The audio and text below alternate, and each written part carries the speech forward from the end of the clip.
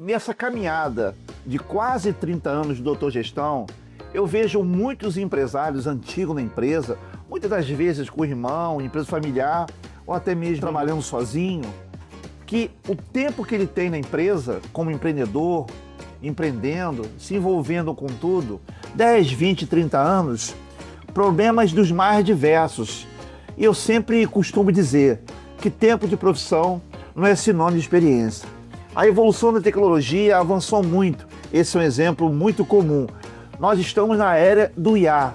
E muitas das vezes o empresário, ele não segue, ele não evolui, ele não se atualiza. Muitas das vezes também o empresário centralizador, ele não quer admitir que o problema está nele. Por isso que tempo de profissão não é sinônimo de experiência.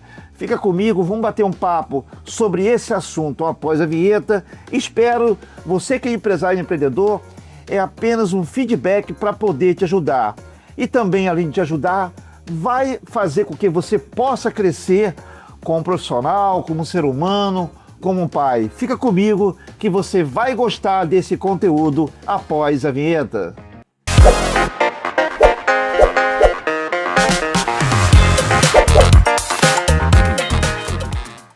Ele precisa, esse empresário, olhar para quem está de fora. Aquela velha brincadeira que eu sempre digo também, santo de casa não faz milagre. Não é verdade? Às vezes as pessoas estão envolvidas, familiar, irmão, e até o empregado não consegue provar para ele que ele precisa de ajuda. Então, a arrogância, a altivez não deixa ele crescer. Esse conteúdo para você que é empresário, é importante você se atentar. Muitas das vezes, aquela produção que não está muito boa, ele acha que pode melhorar trazendo mais pessoas. Ele acha que pode melhorar trocando fulano e beltrano. Mas aquela brincadeira, a consultoria que está no mercado, tem um olhar de fora, olhar externo, experiências de vida das mais diversas em vários segmentos da indústria têxtil do vestuário. Por isso que é muito importante ele procurar ajuda. Ajuda não só de um consultor, participar de palestras, de eventos. Isso vai trazer um outro olhar, ele vai conseguir aos poucos entendendo que ele precisa sim mudar, melhorar. Mas como eu disse antes da vinheta, como ele é centralizador, ele tem medo, tem receio que o erro seja dele. Eu já vivenciei isso há muitos anos de uma empresa que eu trabalhei de moda no Rio de Janeiro. O empresário precisou se ausentar e na época eu fiquei tomando conta de tudo. Eu já era o gerente, mas me envolvi com tudo, inclusive com a parte financeira. Quando ele chegou de viagem, se eu não me engano era viagem ou estava doente, ele era o centralizador. As coisas não conseguiu avançar porque dependia tudo muito dele. O corte dependia dele, a produção dependia dele. Como é que eu poderia andar da solução se eu não tinha um aval, autonomia, para que eu possa orientar o financeiro a comprar a matéria-prima de forma correta, no melhor preço, a matéria-prima de forma correta no seu valor, na metragem? Como é que eu poderia demandar, demitir e também contratar profissionais que eu enxergasse que poderia melhorar o processo, algum MRP, algum software, inclusive os seus fornecedores, fazer entrevista, trazer à tona de coisas que poderiam melhorar. Quando ele voltou, ele chegou, entre aspas, dando bronca, pagando, eu falei, pagando bronca, coisas assim absurdas. Eu cheguei para ele e falei, como é que você quer me dar bronca se você estava tudo centralizado com você? Como é que a gente pode melhorar a empresa se eu dependia de você? Isso foi uma experiência, não que eu li em livro, como eu sempre falo, eu vivenciei na prática, no campo de batalha, como eu sempre digo.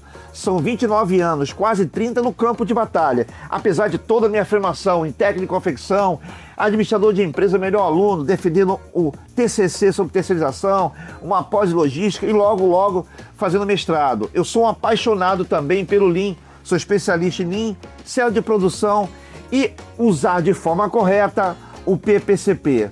Tudo isso, além da minha formação, eu vivo isso na fábrica. Então, o tripé financeiro, comercial e industrial ficou capenga. Por mais que eu conseguisse resolver algumas coisas no industrial, dependia muito dele. Então, você que é empresário, Você, inclusive, que é gerente, é centralizador, não gosta que alguém de fora opine, dê a sua opinião, como pode melhorar o processo comercial, como pode melhorar o processo industrial e o financeiro. Aquela velha máxima, quando você compra a matéria-prima, a prestação, 30, 60, 90, e o cliente não paga para você à vista, demora muito a pagar, você tem que tirar dinheiro do caixa. Você está descapitalizando. Problema gravíssimo. Isso pode levar você à falência.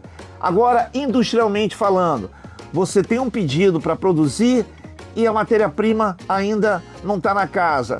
É vermelho, azul e verde. Só tem a vermelho e azul e você vai e manda cortar.